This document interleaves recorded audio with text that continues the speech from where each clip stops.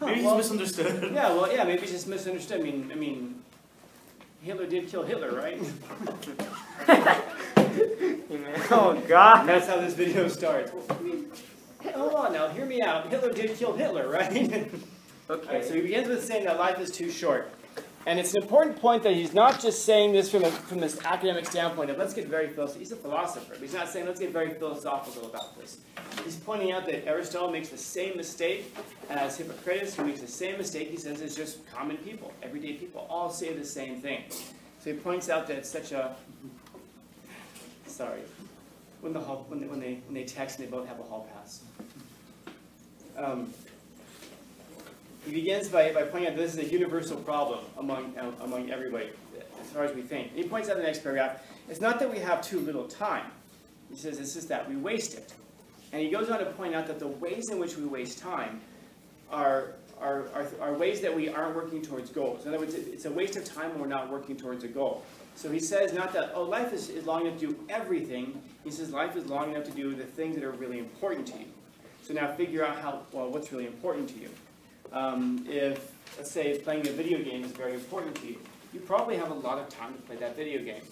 So, it might not feel like you have enough. You might go, oh man, it's only 24 hours in the day.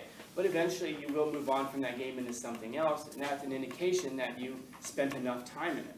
So now you moved on to something else. This is one of the ways that you can tell that you've accomplished your goal because you move on to something else. So in the second paragraph, he's saying, it's not that we have so little time, but that we lose so much. We waste so much. And he gives a series of examples here. The life we receive is not too short, but we make it so. We're not given too little time, but we waste the time we have. Kingly riches are dissipated in an instant if they fall into the hands of a bad manager. So if I were to give you $1 million, I wonder how long would that $1 million last? For some of you, it would last an hour and a half. Some of you, it would last for the rest of your life, and your children's life, and your grandchildren's life, because you would invest it. And by you, you can understand, I'm not just saying you, I'm talking generally. And many of us would waste it, or we would make it grow. So the question becomes, what do you do with your time? Do you waste it, or do you use it to grow? So in the second paragraph, he points out that it's not that life is too short, it's that we waste time. That we waste, I'm going to say we waste life. Because that's what your life is made up of. It's made up of time. So if you value your life, then value your time. It's made up of the same stuff. It's a strange thing that we give away so much of our life in silly things. Even like I was talking, one of my classes that came up, they were saying, like, we waste so much time in gossip. How many of you guys enjoy gossiping? So a few honest people. Dude, all your hands over there should be up. Man, I listen to your conversations and I'm over at the desk. Yeah, all of our hands should go up probably because most of us enjoy it. But for some reason we're conditioned to be like, oh no, I hate drama. Oh really? You hate drama? Isn't drama exciting? If your name's not in it. Do you? Oh yeah, if your name isn't in it, it's great. Yeah. Yeah, and even then, when it is, it's still sometimes pretty exciting. Yeah. I have found out so many fascinating, interesting things about my life that I never knew just from listening to students talk about me. I never knew some of the stuff that I do. I was going to say that you like hearing drama, but you don't like being a part of drama. Yeah, maybe, yeah, exactly. We like to hear about it. Like, they did what? And there's something intuitive there that we don't like being part of it because we don't like to be the dancing monkey for everybody else. Or we just like to be the person who watches the dancing monkey. Well, let's face it, some of us do enjoy being the dancing monkey as well. You know, and I mean, I'm thinking of one student I had last year. I don't know why we got along, but we did. We didn't seem to like each other very much, but for some reason we got along, and we still say hi today. And this is a person that it seemed like every time I walked out of my room, she was out there just going off on some dumb bitch about something. And I'm serious, I had like friends like separating them out. I remember one day I walked out there and I was just like, Pepsi? Because she was yelling something about Pepsi. And like her friend was like pulling her back and she's just like, yeah, you guys are talking about Pepsi. I'm like, Pepsi? And she's like, it's not just about that. I'm like, okay. All right. And I don't want to get involved. It had nothing to do with me. I didn't hear my name. I just heard, yeah, she says something about Diet Coke. Now we don't fight. So he says that we waste. So it's not that life is too short, it's that we waste time. Third paragraph, he continues, so why do we complain of nature? She's behaved generously if you know how to use it. One person is drenched with wine. So he gives us a series of examples of people who waste. And I think I don't remember if it was in this class, but I talked in one of my classes about people who spend and people who invest. And so there are people who spend their time, and there are people who invest their time. Now again, I want us to really be clear about this. This is not a finger-wagging exercise. He's not telling you, you should be doing this, you should be doing that. Just like just now, people will tell you all the time, why do we get involved in drama? We hate drama. Oh, we hate it, don't we? And then we all sit there and we're like, oh yeah, we hate drama. No, we don't. Just be honest about it. Because once you're honest about it, now you're more authentic. And at least, and it isn't like somehow admitting it is somehow going to make you lesser of a person. In fact, it makes you a better person because you're being honest. And it also allows you to focus yourself on the things that you actually are important, that they're actually important to you. At least you can be honest about it. It's fine. And if you like drama or you don't, I mean, I don't know. So, I mean, gosh, what am I thinking of? It should be about as important to me if you like drama as what it is that you eat. Any of you guys like eating hot Cheetos? Yeah. Dude, quit eating that stuff. That's terrible for you. You know this, right? It's going to give you cancer. It's horrible for you. You guys need to stop putting all that junk in your bodies. You're drinking a Coke. Sir. Damn. Oh my god. But it's different. It's always different, right? It's somebody else. And why should you guys not eat hot Cheetos? Because I don't eat hot Cheetos. And you should therefore drink Diet Coke, huh? Is this a sponsorship? Yes, actually it is. This video brought to you by Coke. Cease and desist letter. But this is almost the definition of proper behavior, right? Proper behavior is what I do, and improper behavior is what you do. So, I mean, God, it's silly, it's stupid, we need to kind of grow past that. But this is a point. He's not finger wagging, he's saying you should do this or you shouldn't do that. He's just pointing out that there are things that I think we can all agree. Like you spend money on certain things, and then you invest money on certain things. You spend your time on certain things, and you can invest your time on certain things. You know, like we're talking. I mean, it's one thing to like hot Cheetos. It's another thing to just like grow up and sit in your mom's basement, you know, covered in Cheeto dust, playing video games. And I have nothing against video games. I play them myself. I have nothing against hot Cheetos. I love them myself. But if that's 90% of your diet, and if video games is 90% of your time, and you know, I guess in both of those cases, you can try to figure out whether you're spending or investing it, and exactly what it is that you're running away from with those things.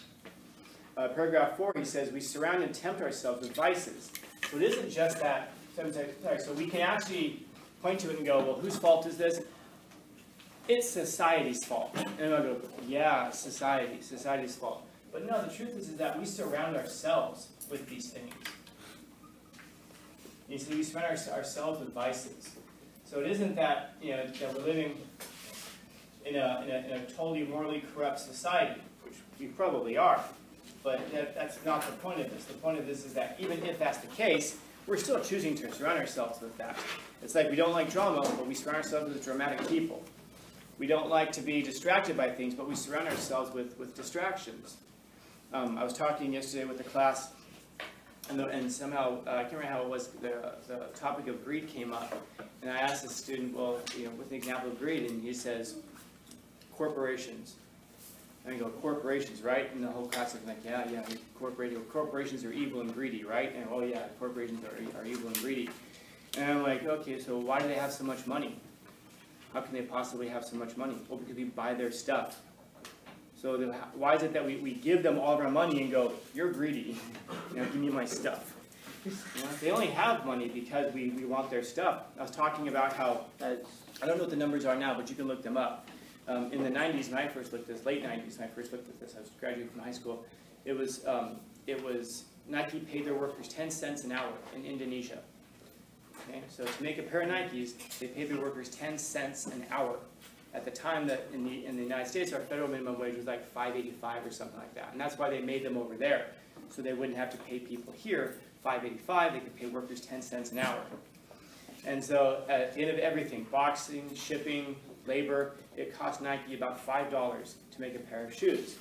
And then they would turn around and sell them in the United States for $120, $110, $150. People look at that and go, it's so greedy, so greedy. And that they will line up to buy the shoes.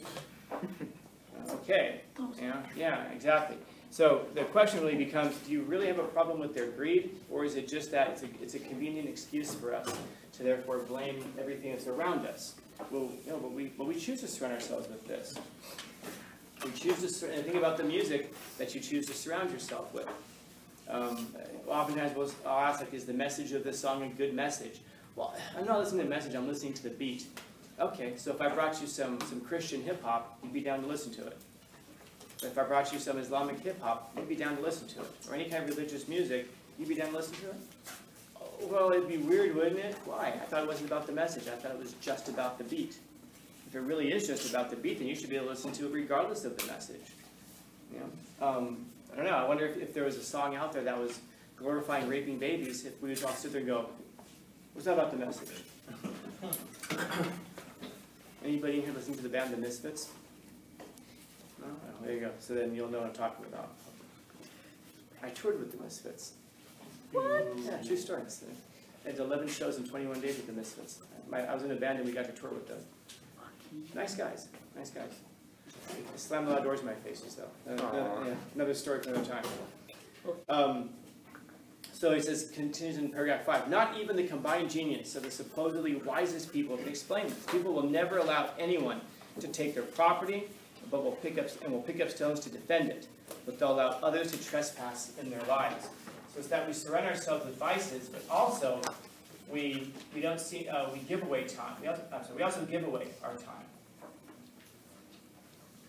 And we do it in ways that we would never allow someone to take money from us. So if somebody came up to you, let's say, and wasted an hour of your life, you can ask yourself how much, I don't know, anybody have a job? A few people? Okay. So do you mind if I ask how much you make an hour? How much you make an hour? Okay, so $15 an hour. So if a person comes in and wastes an hour of your time, you just gave away something that you could have sold for $15. And we don't think of it that way. Now I think about it, maybe it's not just a whole hour, but maybe it's 10 minutes here, 30 minutes there, 15 minutes there. There are people in your lives, I imagine, who take up a lot of your time. And we don't think about it, because we're like, well, it's just time. No, but it's time that you're either spending, which is what's happening if you're giving it away, or it's time that you could be using to do something better. And if you ask yourself that question, like, well, what would I be doing that's better? That's a really good question to ask yourself. What could you be doing that's better? And it's not better by what I'm telling you, it's not better by what Seneca is telling you, it's better by what it is that you would be telling yourself. How could I be spending, how best to spend this time? Paragraph 6, I should like to buttonhole one of the oldsters and say that buttonhole is to force no conversation. So he wants to grab an old person and say, I see that you've reached the highest life expectancy and are now close to a century or more. You're almost 100 years old. He wants to grab an old person and say, look, dude, you're almost 100 years old. Please give me an itemized account of your years. Calculate how much of that span was subtracted by a creditor, a mistress, a patron, a client, quarreling with your wife, punishing your slaves, gabbling about the city on social duty. So at the end of your life, imagine if I don't know, like an angelic or demonic, whatever the case may be, accountant walks into your room and says, you're going to be dead in 5 minutes, so I need to go over these accounts with you. And they were able to show you how much of your time you spent, like arguing with friends, how much time you spent in any of these ways that are here. And then he could say, and what was the most important thing to you? Whatever it is, family, goals, your sport. And he could say, and here's how much time you spent on those things. I don't know how many of us would look at it and go, that's it? That's how much time I spent on that? Yeah. But anyway, I need you to sign right here because you're about to die. I need to take you.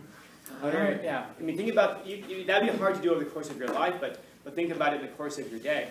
It'd be a neat thing. I mean, and by the way, lawyers will do this. If you ever hire a lawyer, they charge you for thinking time. You know, true story. So if you hire a lawyer and the lawyer sits there and starts thinking about your case, they log the time. They're called billable hours. And then they sit there and go, so how am I going to defend this person? They start working out a strategy or whatever, and then when they stop thinking about it, they stop the timer and then they log how much time they spent thinking about it. So they have some level of practice in this. It'd be interesting if we spent that level of practice in our own lives, saying I spent 3 hours today on this, 2 hours on this, or whatever. If at the end of the day, and just at the end of the day, if we looked at the accounts, if we would say, oh my God, I spent too much time on this, not enough on that, that might properly motivate us. But the problem is we don't see things in front of us. It's like, any of you guys work off with cash? Not debit cards, but cash? Nobody. Yeah, one person. And I'm assuming then, therefore, most of you guys, when you're spending money, you work off of debit cards and stuff like that. Do you ever work off of a debit card set? No? If you ever do that, where you work off of both, it'd be an interesting thing to figure out about yourself. Do you spend more money when you have the cash, or do you spend more money when you have a card? Because with the card, it's not real. All of our studies show that you spend more money when you don't use cash. Because with cash, it's physical, it's in front of you, and you go, wow, I start off with 5 monies, now I've only got 3 monies. But if you're using a debit card, it's just, no problem, no problem. And then at the end of the day, if you look at how much you spent, you'll be like, how did I spend $85? And you'll be like, oh, okay, so yeah, so I bought lunch, and that was like pretty much, well, yeah, then I bought a book, and then all of a sudden you look at how, I know, you buy books. And then you look at it in accounting and you go, wow, I spent all that money, and I didn't even realize it adds up. $2 here, coffee there. And all of a sudden you're at $85, and you're like, holy crap. If you walked out the door with $40 that day, you never would have spent $80. Even if you had access to another, $80, you still wouldn't have spent it probably. And so he's saying here that he would like to get a hold of a person, and he's talking here about giving an accounting of our time. And he's not even talking about it to judge the old person. And again, I can't stress that enough, because too often we hear stuff like this and we start thinking, oh, someone's judging me, and even if they are, so what? But the question is, would you judge yourself in this way? What kind of grades would you give yourself? Paragraph 7, he continues, why should this be? Oh, actually, let me right at the last paragraph there. The whole thing. Third line from the bottom. By others without you being aware of it. How much of your time, how much of it have you lost? How much was dispensed on groundless regret, foolish gladness, greedy desire, polite society? And then realize that your death will be premature. So it's not that your death is premature, it's that we've wasted so much of it. Why should this be? It is because you live as if you will live forever. The thought of human frailty never enters your head. You never notice how much of your time is already spent. You make a present to someone or something that may be your last. I'm sorry. You squander it as though you were full to overflowing, when in fact the very day of which you make a present to someone or something may be your last. So you think about this. Today could be your last day. And we might say, I'm going to write YOLO here. But I'm going to mean it differently than the way that we normally use it. A lot of times we use this, we're like, oh, hey man, screw it. YOLO, right? Yeah. Yeah, but if it's true you only live once, I guess there's 2 ways of seeing this. One is, hey man, screw it, you only live once. And then the other way is, holy crap, I only live once. So that means I better not screw this up. I better get this right. 2 very different ways of seeing the exact same statement. If it's true that you only live once, maybe you shouldn't ruin it. Maybe you shouldn't waste it. The other way of seeing it is, if you only live once, you might as well experience everything. Yeah, but the problem with trying to experience everything is you're not going to.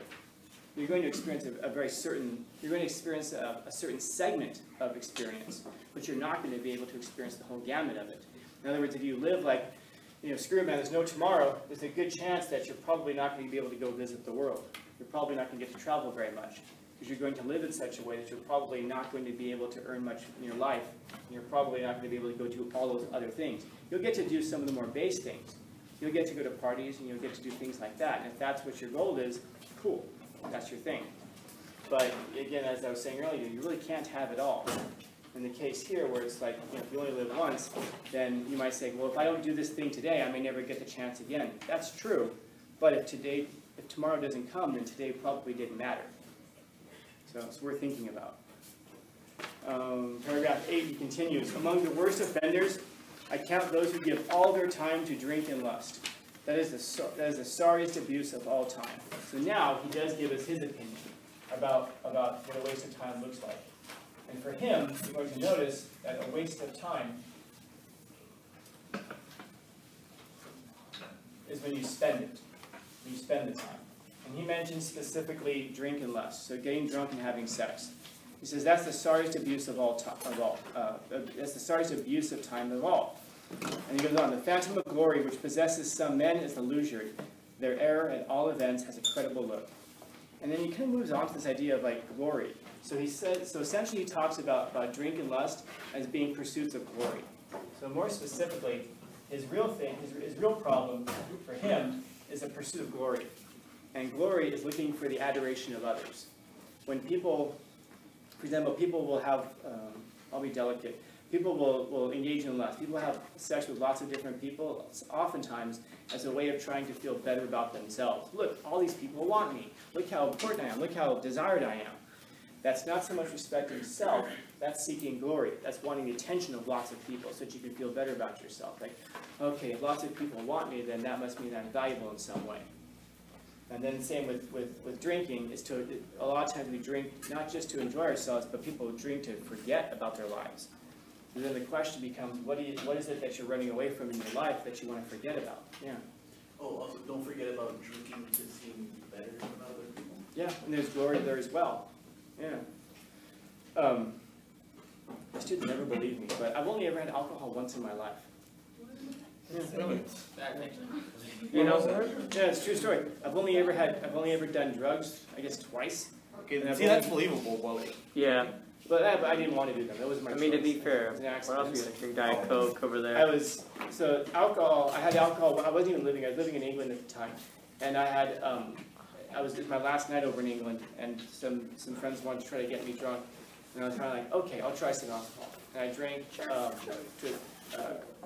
over the course of a whole night, it was 4 shots of, I don't know what it was, whatever they gave me.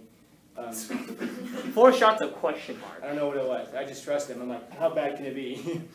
And I woke up fine, so as far as I know. Oh, 2 Jack and Cokes, and I drank a bottle of wine. And I drank the bottle of wine, I was wandering around Stratford-upon-Avon in England drinking a bottle of wine, quoting Shakespeare. Long story. You do what you do, I do what I do. I also hopped the grave, I also hopped hopped the fence in front of Shakespeare's grave, and I have danced on Shakespeare's grave. oh, that's. oh yeah, you told it. So that's how it But happened. here's the, no, 2 separate instances. I wasn't drunk when I did that. And the Oh funny thing my is that God. when I drank that night, I wasn't drunk that night either. I didn't feel like, oh, out of control, gypsy. I remember it very clearly, and my friends were telling me, that's because you analyze things too much. You're taking too much time to analyze it, and that's why you can't get drunk. I'm like, really? So I can outthink drunkenness. That is an achievement right I there. think it's the Irish genes. And then I've done drugs twice. Long story short, I was 15, and I lived in Los Angeles. My sister lived in Rancho Bernardo, and she had a babysitter for her 2 kids, and I was dating the babysitter, and she put, long story. and God. 2 of her friends, but that's a different story for a different time. I did tell you I'm not a role model early on. So Okay. So I went to the bathroom, went to a Mexican restaurant, Mexican fast food place called Roberto's. It's not there anymore. And I went to the bathroom, I came back, I ate my rolled tacos, and then we were walking back through a church parking lot, and I remember, and I was like feeling strange, and I told her, I'm feeling odd, and she starts giggling, and she's like, I put acid in your rolled tacos. What the? What? And she's like, I did. I did. Why? And then she did it again the next day. So she did it 2 days in a row. And finally I'm like, yeah, I probably shouldn't see this person anymore. But I pranked you, I put DMT. Basically. Get ready to meet God. You want to meet him early? It's just a prank, the prank. Exactly. God wants to see you early. And come back, have a religious experience. Gotcha. DMT in your tacos.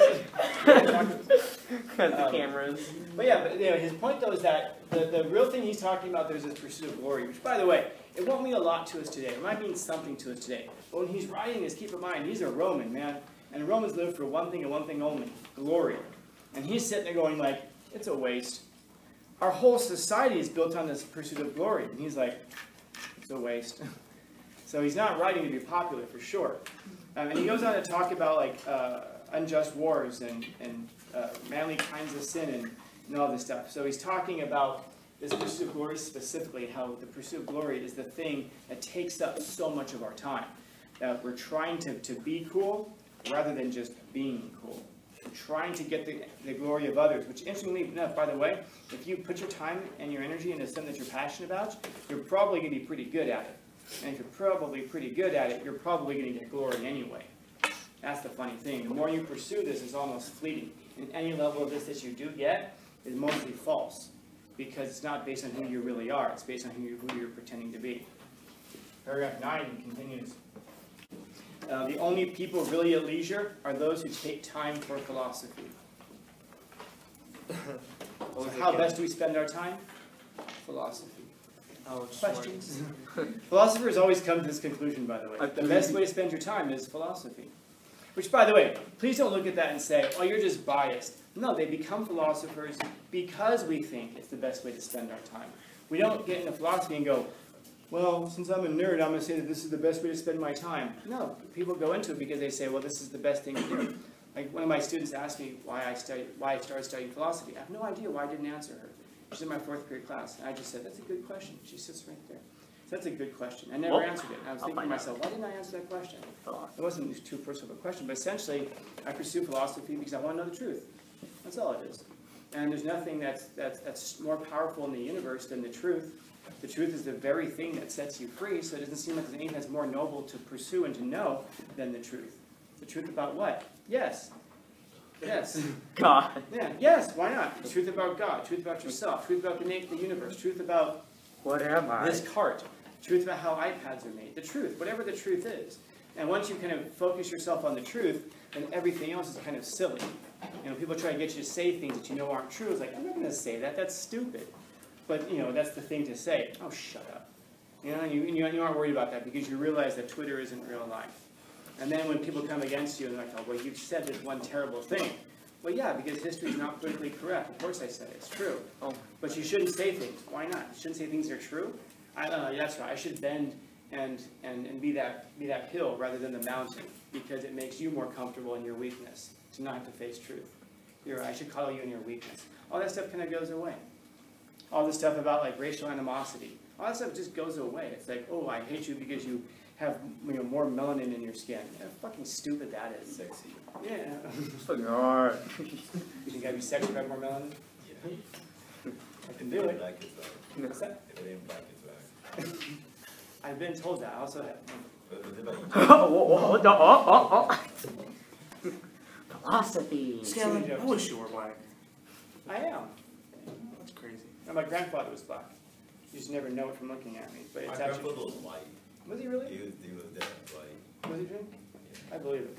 I know I know some of your background. So Michael, Yeah. yeah.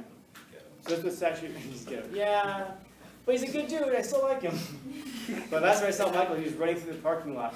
He was just like, and he comes running over to me, he wasn't wearing a shirt. So I was Scanlon, and I'm like, what's up, bro? I was like, hey! This guy running towards me, not wearing a shirt, running through the parking lot. And he starts telling me about some abandoned house. I'm like, okay, that's good, man. Yeah. He might come in here sometimes. He's an interesting guy. But yeah, when you start to see stuff like that and you realize like, you know, we don't like people for, you realize that you're not really interested in all that stupid stuff anymore because it has nothing to do with the truth. The problem is that when you pursue the truth, it takes up all of your time. And then Research. I'll talk more about later, but it also makes it difficult for people to relate to you and you to relate to other people. Paragraph 9, he continues, the only people really at leisure are those who take time for philosophy. They alone really live. It's not their lifetime alone of which they are careful stewards. They annex every age to their own. And in other words, it isn't just that a philosopher sits there and is like, yeah, I'm the best. It's because they don't stay in their own time period. They seek truth from wherever it comes from. It's like, I don't know, curiosity, how many of you guys want to continue school after this year? And what are some of the things you guys want to study? Psychology. Psychology? Is it? Psychology? Business? Why business? That's nice. Why psychology? Why psychology? To be a criminal psychologist. Oh, good. So it's good that you guys know each other. Oh. Anything else besides business and psychology? People have asked me before, yeah. Well, computers. Computers? Yeah. People have asked before, why is it that you should study literature? I would encourage you all not to study literature and not to study philosophy, by the way. Don't do those things. They'll mess with your head. But the one value that you find in literature, I guess two things. First off, you learn how to speak well, and that's useful. But secondly, it also helps you to live more lifetimes than just your own lifetime. I've lived Voltaire's lifetime. I've lived Shakespeare's lifetime. I've read, anything that I've read before. I've lived their lives. I've lived Nietzsche's life. I've lived Adler's life. I've lived Freud's life. I've lived Carl Jung's life. By reading their stuff, I read them, and I've now lived more than one lifetime. That's what he's talking about here. that the person who essentially thinks, by philosophy, he's not talking about having a trade as a philosopher, but essentially as somebody who's a true philosopher. And philosophia means someone who's a lover of wisdom. That's what the word philosophy means. Philo is love, and Sophia means wisdom. So if any of you guys have a friend named Sophia, that's what her name means, wisdom. So a philosopher is a lover of wisdom. And that's all he's talking about. He's not talking about becoming an actual, like someone who goes and gets a job as a professor and he becomes a philosopher. He has this great line in the middle. He says, "No age is forbidden us. We have admittance to all. And if we choose to transcend the narrow bounds of human frailty by loftiness of mind, there's a vast stretch of time for us to roam." But we're not just, we don't just have to look at, for example, one of my students was talking about something and said, "Well, that's the way things are today." I go, "Well, for better or worse." And he says, "Hey, Scanlon, it's 2022. I'm like, "Good. Now I can tell the historians exactly when civilization began to collapse." Just because it's 2022 or just because it's modern age doesn't mean it's good. By the way, just because something is old doesn't mean it's good either. That's the thing about being a lover of wisdom. You look to all of history and go, when are things being done well? Where is truth best being expressed? And you don't look at it and go, today's the best. Why? Because it's today. You also don't look and say, yesterday was the best. Why? Because it was yesterday, which a lot of old people do. Young people tend to look at today and say, well, this is how things should be, because it's the water that you swim in. Old people tend to look at today and say, things ain't what they used to be. First off, they're right, because of course, nothing is what it used to be. But the way they mean it, that things are messed up today, they're also wrong. Because they're just not swimming in the water that they're used to. Somebody who loves wisdom is someone who's going to be able to look over the course of all of history and say, when were things the best? When was truth best expressed? Who came up with the best idea? And you're willing to be wrong about things because you want to be right.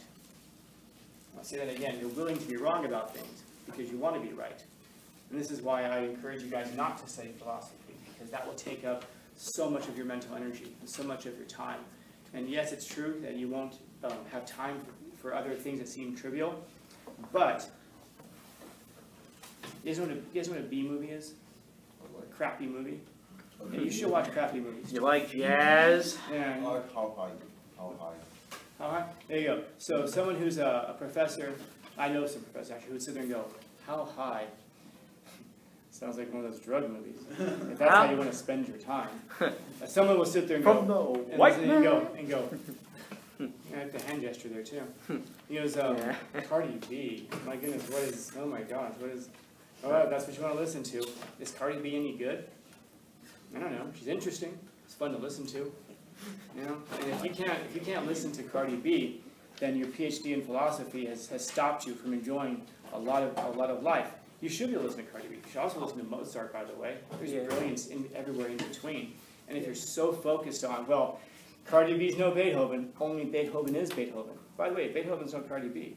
Not to be an asshole, but who has sold more records? And that doesn't mean, just because you sell more doesn't mean that you're good. All I'm saying is you shouldn't shut yourself off from stuff just because it's not good, what you think of as being the best. The philosopher, the lover of wisdom, is open to all ages and all learning from everywhere they can be found. And some of the greatest wisdom I've ever found has been, I have found it in the strangest places, man, I promise you. I promise you. Paragraph 10, he finally continues, and finally finishes. In the meanwhile, while people are robbing and being robbed in the time of their time, they disrupt each other's repose, their calmness. So while we're stealing each other's time, we're disrupting our own calmness, and we're making one another miserable. And life remains without profit, without pleasure, without moral improvement. So while we're sitting here wasting our time, this is what we're doing. We're robbing each other of our time, and we're robbing our repose. We're interrupting our own calmness.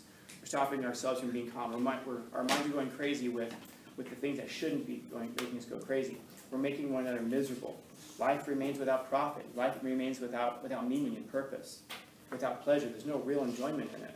And without moral improvement, becoming a better person. No one keeps death in view. Everyone focuses on remote hopes. We should have death in view, not as something to scare us, but as something that will motivate us into action. Some even make posthumous provisions, massive sepulchres, big giant tombs. Look, here lies some wealthy person. dedications of public buildings, gladiatorial shows, and pretentious obsequies. So we jam up our time with all of these things to commemorate the fact that we were once here. But the funerals of such people should be conducted by torch and taper light, as if they had in fact died in childhood. The bigger the tomb, probably, the bigger the ego. But that doesn't mean the bigger the So ego. that's where there's statues of them in their graves. Ah. Like when people ask me, like, how do you want to be buried? I don't care. On the I'm not ground. gonna be on the there. ground. You know? If you want to be cremated, you want to be buried, that's for you guys. And by you guys, I mean that's for, That's- no, do not bury me. What I mean by that is that funerals are for you guys. Funerals are for the people who survive. Funerals are not for the person who dies. Funerals are for the people who survive. And so, when you ask that question, how should we celebrate the dead person?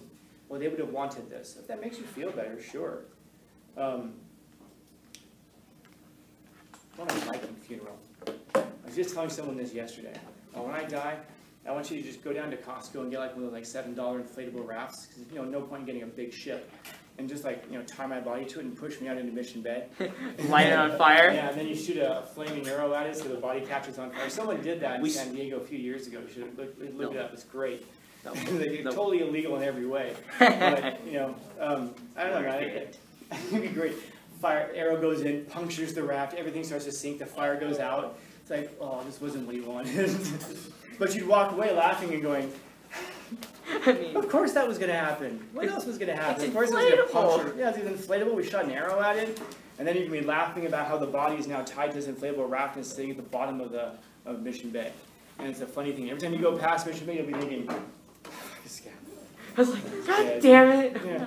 That would be a great thing, man. Like when someone dies, like you're someone who you love, to be able to go past their tomb and say, that's, man, you remember the way that they lived positively. Yes, you can miss people. Of course, that makes sense. It isn't like one or the other. Have you guys ever been to a funeral before and you had a really good time? Yeah, funerals are great. Yeah.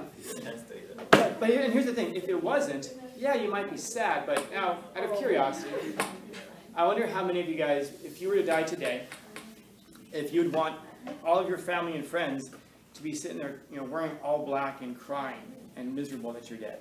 You would? You want them? No. Duly noted. All right, So- write it down. So if Bree dies, I'm going to go speak at her funeral, and I'm going to get up there and just, I'm just going to break down and just go, I can't. I'm going to have papers, that way it'll look like I had something prepared. It's just going to be this, though. It's going to be blank. Exactly, blank anticipation guide. She would have wanted it that way. You wanted to turn this in. I remember when Aaron died, I told you about before, I remember I had to go back, they told me, and then I had to go back and tell my class. And the class was just like in disbelief, some were crying, and so I said, in honor of Aaron, we're not going to do shit today. Because that's what he would have wanted. Because that's what he did. Thank you, Aaron. And you had like some of them in the room who started laughing because they knew him. And they were, yeah, he would have laughed at that. He'd have thought that was funny. And then you had some who was like, oh, so insensitive. Is it okay to laugh? You shouldn't say that about the dead. It's like, shut up. Shut up. Who would have wanted that? Yeah. It goes back to like I was saying, if I were to die in a school shooting, please, dude, don't be there with the media like, oh, you cared so much. No. Like, sounds like him. Yeah, he probably said the wrong thing. Whatever Sometimes- he did. Oh, look, he'll be missed. But. There's a but. Yeah. Or just be like, it's like Scanlon always said, the way you get rid of peanut butter in the hair is cancer. Where the f did that come He taught from? you that? Oh yeah, he taught us all kinds of things. Get the cameras ready. That's a history. All right. He talks about his cool experience with tacos. Exactly. Yeah, like Scanlon said, drop acid and get drunk in England. Drink a bottle of wine. You only live Yeah, once. Yeah, exactly. It's like Scanlon said, you only live once, so drop acid. Questions? Comments and concerns?